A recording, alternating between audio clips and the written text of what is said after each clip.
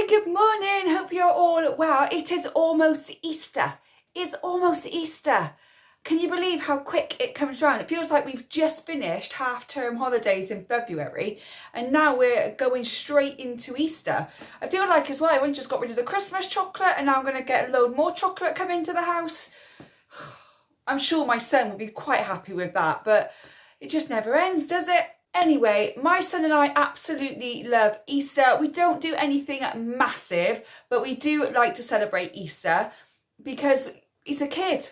And that's what kids do, isn't it? Kids and sweets, chocolate and the Easter bunny is like magic, isn't it, for children? So I thought over the next couple of weeks I would do some videos on Easter on a budget. So in today's video I'm going to talk about doing some Easter activities on a budget. Because in the times of cost of living, and Easter eggs are expensive. They're expensive. I remember like this little tiny Easter egg used to cost me £1 and now it's like £1.50 for a little egg. A little egg. And if I want to buy a giant egg, that's going to cost me a tenner. So I thought if I'm going to buy eggs for my son and my nieces, then I'm going to have to cut costs in other ways as well. So today I'm going to talk about activities you can do on a budget over the Easter holidays. Some are free, some are cheap. Some you might have to buy little bits for, or you could just use things in your house. My son and I have already done a few of these things in previous years and we will continue to do them until he tells me otherwise. Well, you know, when he gets too old, doesn't want to do it anymore with me. And some of them we've never even tried. So maybe this year is a year that we will actually try them. As a solo mum to one, I split my time with my son with my ex-husband. So I'm not going to have him for the entire Easter holidays, but I will have him for a good few days each week to go off and do different things with. Also, we keep our weekends exactly the same. We don't swap and change and we don't split them or anything like that. So I will still have my Easter weekend. And this year, I actually have my son over the Easter weekend and he will go to his dad on the bank holiday Monday. Usually, my ex has him on the Good Friday and it'll be his weekend. Or it'll be his weekend and the bank holiday Monday. But not this year. This year I've got him. So which I'm really excited for because I can do lots more fun activities with him over the Easter break. So let's get into what these Easter activities on a budget are. If you have little children, you could ask them to make some Easter cards for grandparents or mummy or daddy or brothers or sisters or anything else. You could get them sat at the table and they can make their own Easter card. If they're at school and they're just in reception or year one, then they're probably doing that anyway, but doing it at home and doing it for other members of your family is something fun that you can all get involved with. It takes you away from screen time and it's just a way you can use your imagination and your creativity. And all you really need is some card or paper and some pens and pencils and just let the kids' imagination go wild. You could even, if they're a little bit older, you could put something on YouTube where they teach you how to draw and you could find an Easter drawing that they could do and they could do those for cards as well for whoever you want to give it to.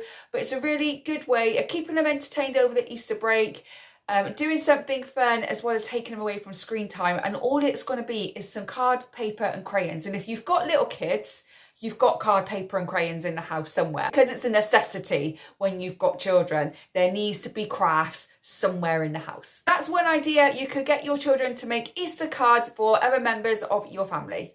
Which leads me nicely into the next one, which is Easter crafts. Now you can find loads of ideas online. You can find some on Facebook, but the best place to find them is on Pinterest or on YouTube and search Easter crafts on a budget or DIY at home Easter crafts to do, and you can just use things in your house. So it's not quite Easter yet, you've got a couple more weeks, so you could start saving the egg cartons, the milk bottles, yogurt pots, anything like that. You can start saving them now, and then over Easter you can spend a good couple of hours on the floor, on the table, sticking, gluing, glittering, writing, drawing, whatever it may be, and just making some Easter crafts. You could make paper plate bunnies, you could make things out of egg cartons. I'm not a crafty person, but do it with things you've already got in your house. It's going to be much cheaper to do it that way. Like you're already buying eggs at shopping, so just keep the egg carton and make some Easter crafts out of it. It's just some fun thing that they can do. I'm talking of eggs, you could buy some eggs and use the egg carton for crafts, but you could boil some eggs and have some hard boiled eggs, and then your children could paint those eggs as well. So do some egg painting. You could buy 6 eggs, you could buy 10 eggs, however many children you got, however many eggs you want to paint.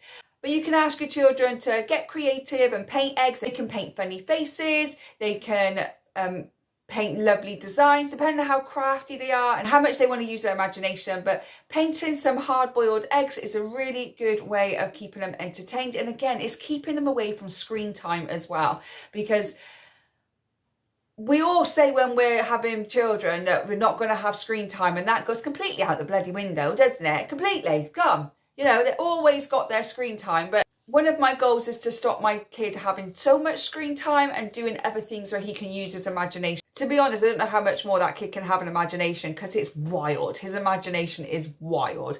The way he thinks things up is crazy. Is your kid the same? Do they have these crazy imaginations that you just think, where the hell did that come from? It's brilliant. I'm encouraging it all the time because I think it's fantastic to have an imagination, especially at such a young age, and try and keep it for as long as possible. So getting to do crafts and egg painting and all those kind of things is really going to help get their imagination flowing a little bit more.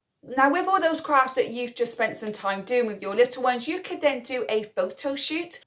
So you could put a white sheet up against a wall or a door or something, and using their crafts to take some photos and doing some poses. You could even say we're going to do a photo shoot and we need props, so we've got to make the props out of crafts. We're going to do it all ourselves, so we're going to make our own props, then we're going to do a photo shoot, an Easter photo shoot. You could get some face paints, they're not that expensive in places like Home Bargains or Hobbycraft, and you can do some Easter bunny face painting for them or things like that. Something really fun for them to do. They would absolutely love it. I haven't actually done that with my child, but I think it's something I might. And as I've got my nieces for a sleepover over the Easter holidays, I might actually do that myself. I might ask them to make some photo prop crafts in the morning, and then we'll do a photo shoot in the afternoon.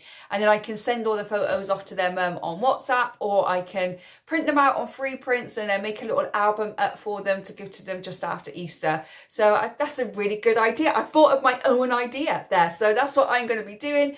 It's just a fun little thing that they would love to do, and you can just take the photos on your phone as well, so it's wonderful. And you could even, if you've got one of those digital camera photo frame things, I don't know what they are, but you know what I mean, a digital photo frame, you could put it in there, and over the Easter holidays, and the Easter photo shoot could be continuously on at that digital photo frame, so they can look back and have such a wonderful time. So great idea to mold everything in, and it's not going to cost you anything, and if you need to buy anything, it's not going to be expensive. The next thing you could do is a scavenger hunt. So make a scavenger hunt up, think of all different ideas to do with Easter.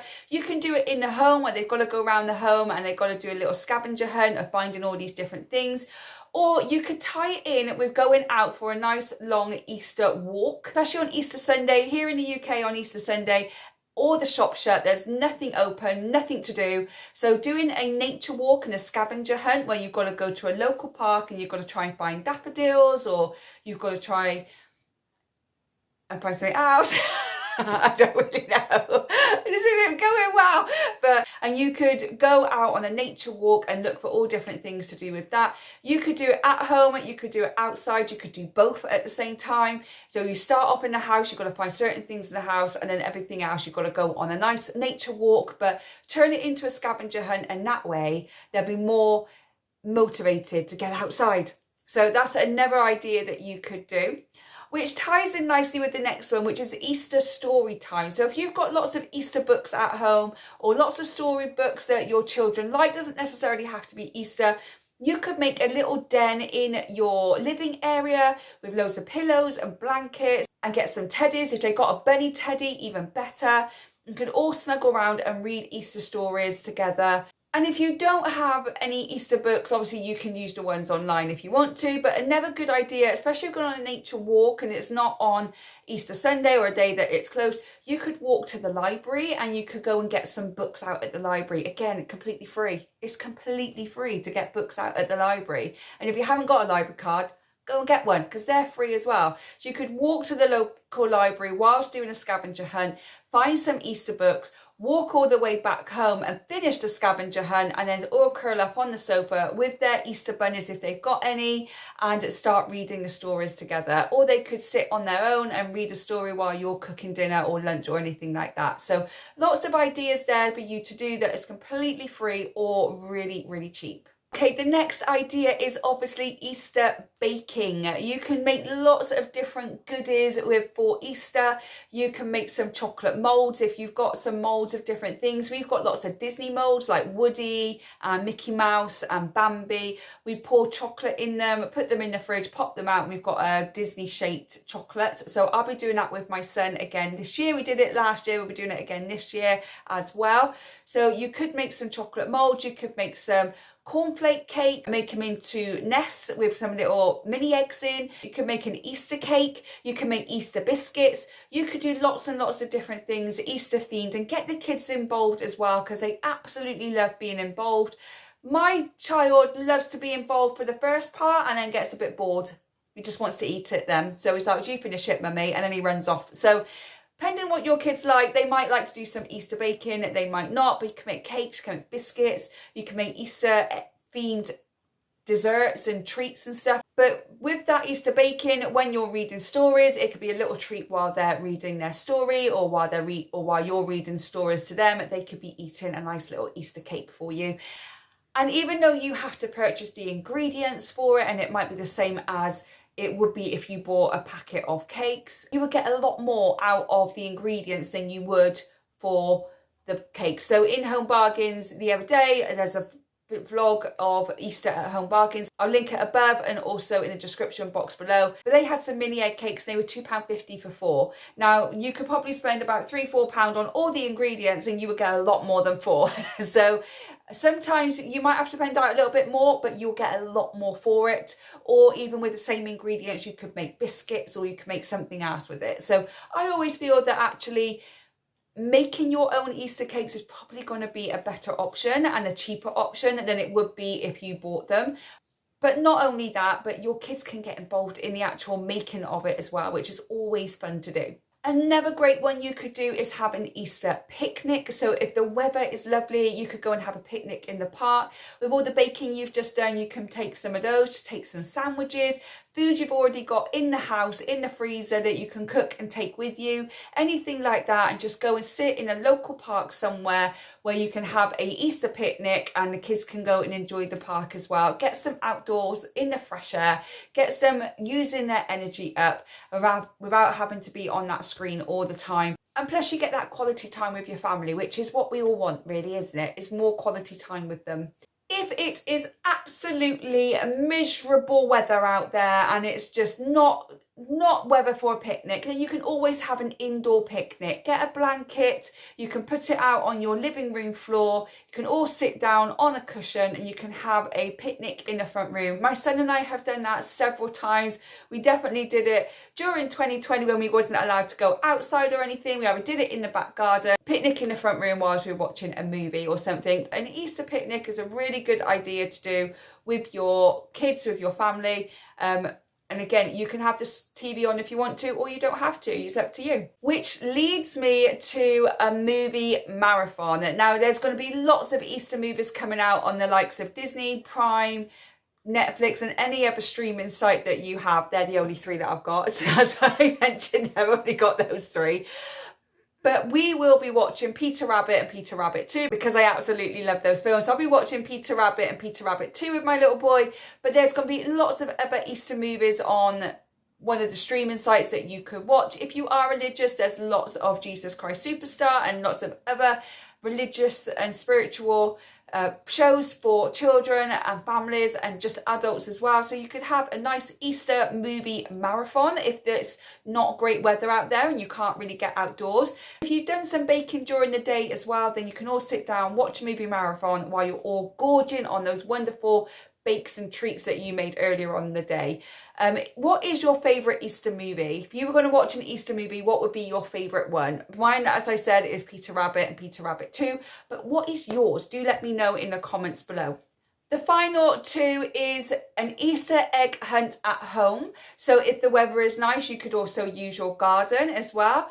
There are some little plastic eggs which open, which you can put the treats in and close them up. Make sure they're done nice and tightly. But you could do those. They're about £3 in Home Bargains or B&M or places like that. You could do your own Easter egg hunt at home.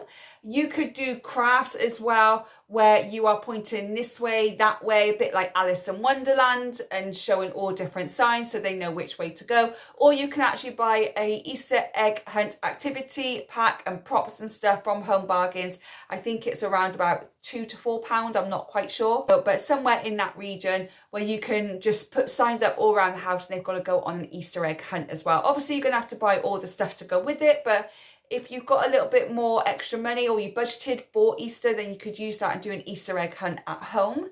And you can use the garden as well. And my son does one every single year at home and he absolutely loves it. This year he's going to have two because my nieces are coming. So we'll do one with my nieces and then he'll do one by himself actually on Easter Sunday, where he probably just gets a few extra little treats there. And the final one is to check your local area for activities. So where I live on Easter Saturday, they do have an Easter egg hunt in a park. It's £2 and you get a massive bag of sweets at the end of it. Their coffee shop is going to be open as well, and it's really cheap coffee.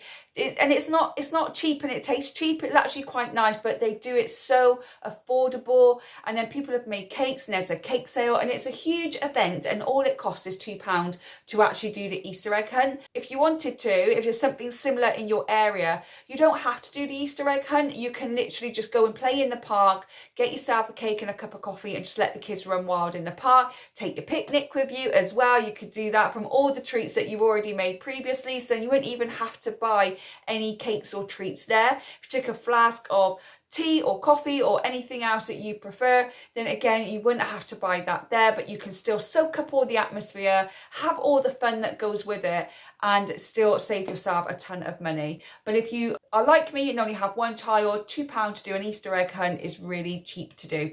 So don't forget to check your local area for events. A lot of places do them really cheap or completely for free because of the cost of living. So do check out your local events for any Easter activities that might be going on through Easter holidays and especially on Easter weekend. So that is my 11 budget-friendly activities that you can do for Easter so that you can still enjoy Easter holidays, you can still enjoy their Easter break, but it doesn't have to cost you an absolute fortune. And you can split all of those over the course of the entire Easter break, which in the UK is roughly 2 weeks. So if you wanted to, you could try and split that over the 2 weeks so that there's always something to do, but it's not going to cost you a lot of money to keep going out and about.